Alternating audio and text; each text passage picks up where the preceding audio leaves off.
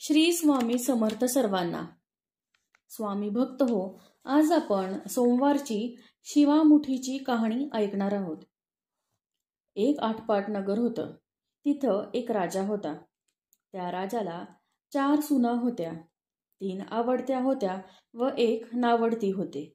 आवडत्या सुनांचा तो चांगला सांभाळ करी. नावडतीला जेवायला उष्ट, नेसायला जाडभरड, राहावयास गुरांचं बेट दिलं. गुराख्याचं काम दिलं. पुढे श्रावण महिना आला. पहिल्या सोमवारी ही रानात गेली. तेथे नागकन्या देवकन्यांची भेट झाली. त्यांना विचारलं, तुम्ही कुठे जाता?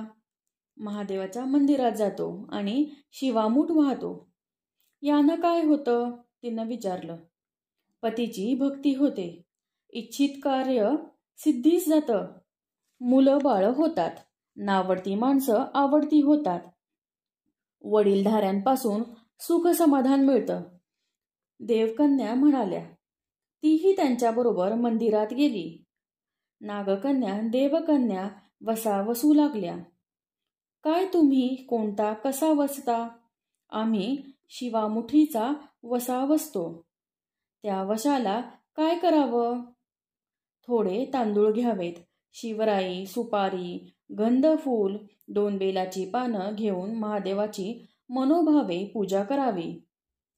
हातात तांदूळ घ्यावेत आणि तोंडानं शिवा शिवा महादेवा, माझी शिवामूठ ईश्वरा देवा, सासरच्या सर्व माणसांना आवडती कर, असं म्हणून तांदूळ व्हावेत. दिवसा झोपू नये. उष्टमाष्ट खाऊ नये.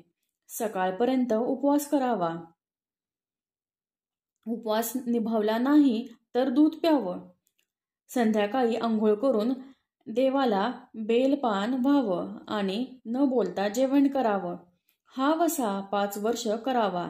पहिल्या सोमवारी तांदूळ, दुसऱ्यास तीळ, तिसऱ्यास मूग, चौथ्यास जव आणि 5वा आला तर सातूचा शिवमुठीसाठी घेत जावेत.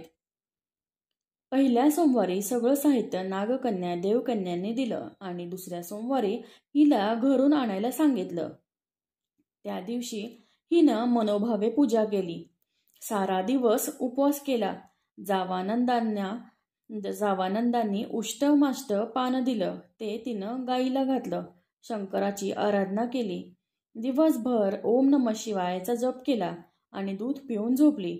दुसऱ्या सोमवारी नावडतीनं घरातून सर्व सामान घेतलं. रानात जाऊन नागकन्या बरोबर मोठ्या भक्तिभावाने पूजा केली आणि शिवा शिवा महादेवा, माझी शिवामूठ ईश्वरा देवा, सासू सासऱ्यांना, दिरा भावांना, ननंद जावांना, माझ्या पतीला मी नावडती आहे तरी आवडती कर रे देवा, असं म्हणून तीळ वाहिले. दिवसभर उपवास केला. रात्री दूध पिऊन झोपी गेली. सासऱ्यांनी विचारलं, तुझा देव कुठे आहे? नावडतीनं उत्तर दिलं, माझा देव फार लांब आहे. मार्ग काट्याकुट्यांचा कठीण आहे. साप वाघ आहेत. तिथं माझा देव आहे. तिसऱ्या सोमवारी पूजेचं सामान घेऊन देवाला निघाली. तेव्हा तिच्या मागोमाग घरातील सर्व माणसे निघाली. नावडते, तुझा देव दाखव म्हणू लागली.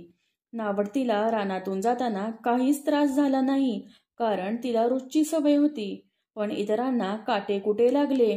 नावडती आजपर्यंत कशी येत असेल याची त्यांना जाणीव झाली. तिची दया आली. नावडतीला चिंता पडली.